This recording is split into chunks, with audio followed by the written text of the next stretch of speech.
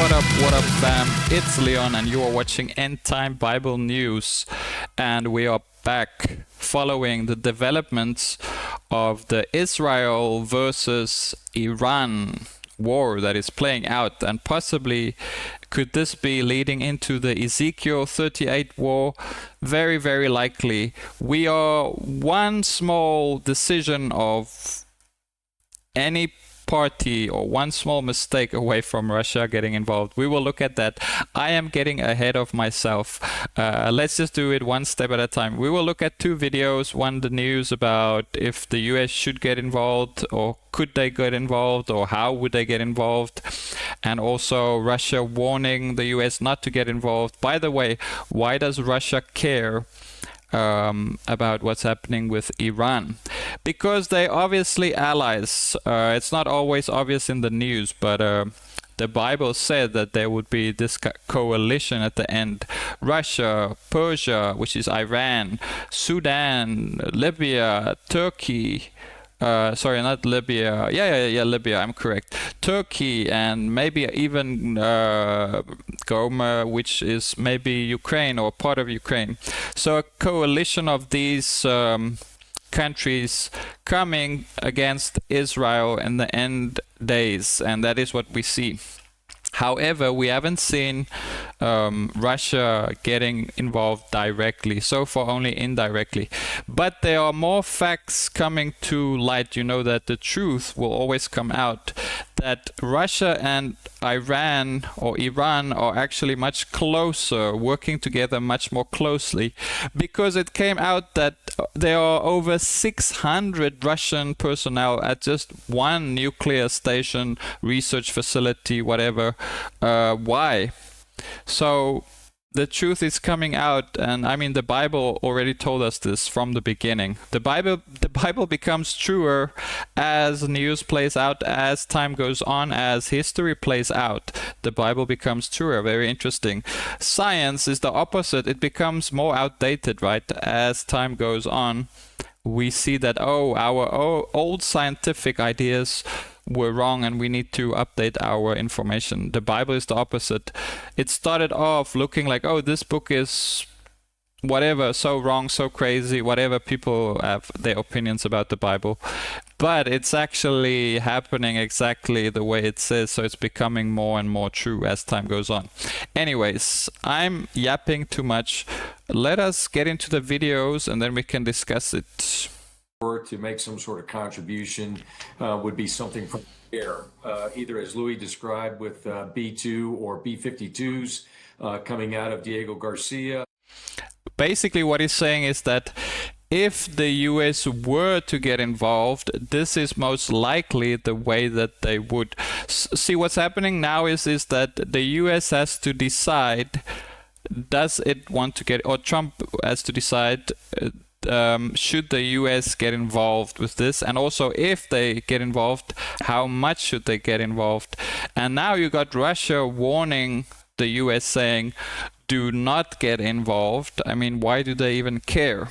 Or maybe some fighter aircraft escorting Israelis as they continue their operations. But all of that, again, we ought to be really clear about this. All of this is speculative. The Department of Defense gets paid to create options. Yeah, it's all speculative. The US is not yet involved, but the fact that Russia is warning the US preemptively, saying don't get involved, like number one, Russia, you can't talk. You are currently busy invading the Ukraine, so you don't. Your opinion does not matter.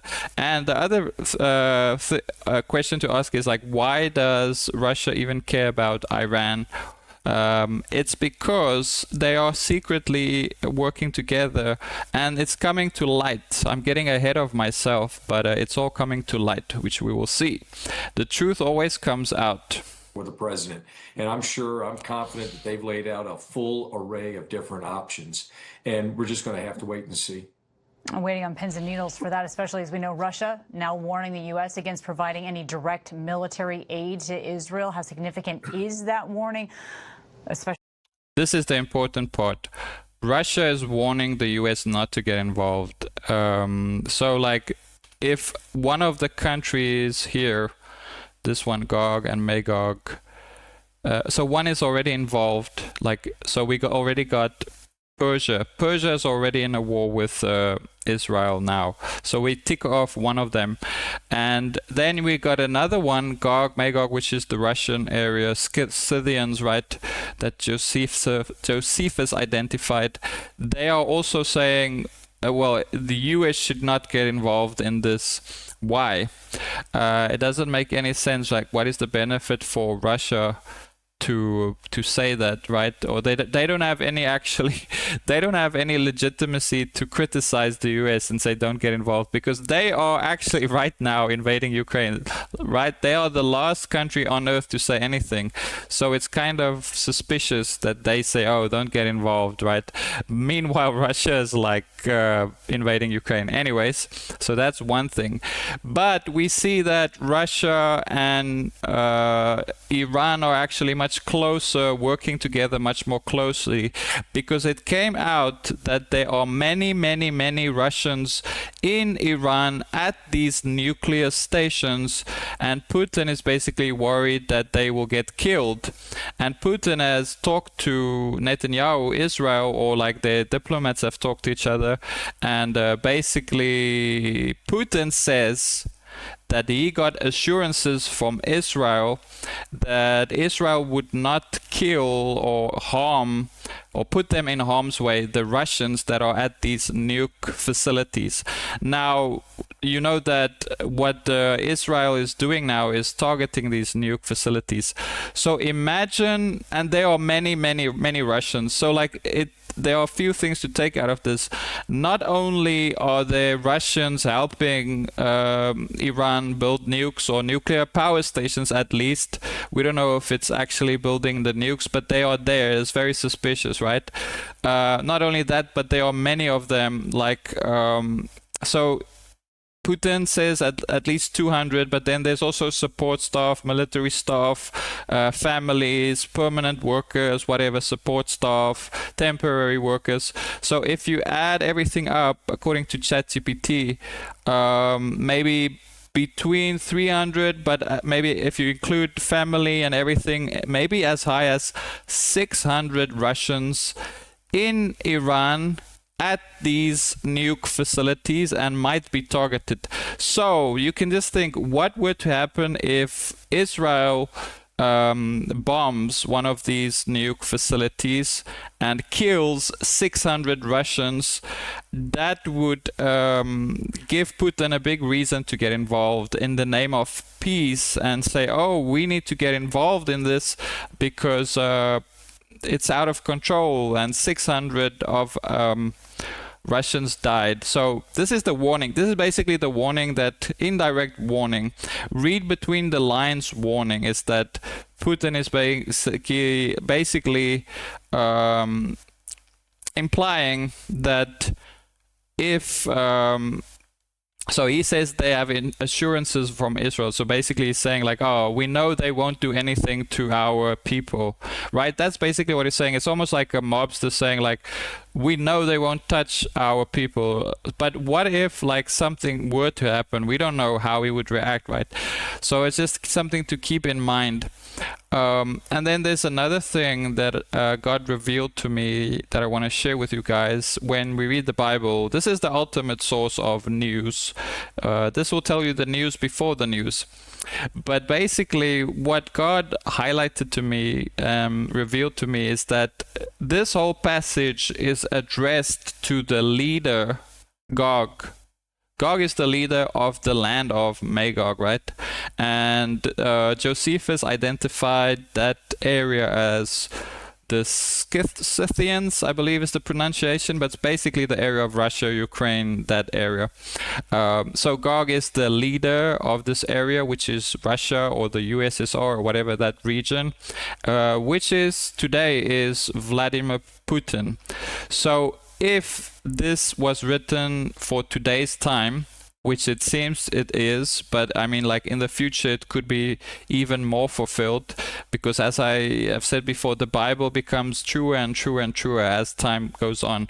So like, we don't know if this is the actual start of the Ezekiel, or is like the front runner, or like the start of the start, right? So like, but the one thing that is different this time that I said in the last video is this is the first time that Israel and Iran are directly in conflict and fighting directly with each other since the birth of Israel. Actually, since Cyrus the Great, I think they call him Cyrus the Great. Cyrus released the Jews and helped them build the temple and restore Jerusalem. Since that time, Iran and Israel have not been in conflict. Someone said that even that Iran was one of the first countries to recognize Israel as a state. So they've always had a good relationship, and it's been souring over the years until now they are directly at war. And I mean, the Bible said that specifically names Persia is here, Iran. So the Bible is true, even though it might take time for you to see the fulfillment. But basically, one of the revelations that God showed me, that he gave me, is that this whole passage is addressing the leader of Russia, right? Because Gog is the leader of the land of Magog. Josephus identified that as Scythians, which is Russia. So the leader of Russia today is Putin, right? So God is addressing Putin and saying all this stuff like, Putin, I'm going to draw you out. You're going to come against Israel, and also these countries with you are going to come and help you. This is going to be the coalition, all these coalition of Islamic countries and Russia, and come against Israel in the end times, right? This is basically what God is saying.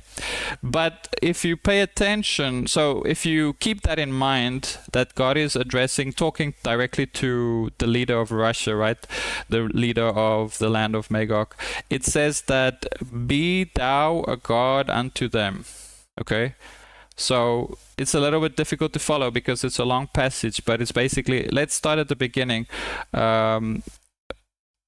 So set thy face against Gog and prophesy against him. So this prophecy is for that guy, against him, that person. And thus saith the Lord, behold, I'm against thee, which is you, this person, right? And then saying all this stuff. And then it says, be thou prepared, and prepare for thyself, thou and all thy company that are assembled unto thee, and be thou a God unto them. So this is key, guys. What God revealed to me is that Russia is the guard of the other countries, and that is exactly how it is today in the news, right? So why does Putin care about Iran? Because the Bible says that Russia will be a guard unto these countries. So basically, if there's trouble with these countries, it is Russia's job to guard them or to protect them or to get involved, right? Is that not also what Putin said about his, or implies about his people? He wants to make sure that his people are safe. But then the Bible also says that he will, or Russia will play this role as the guardian, I guess is the correct word, over all these countries. So I'm assuming something is going to happen with these countries, and which will give Russia a reason enough to get involved.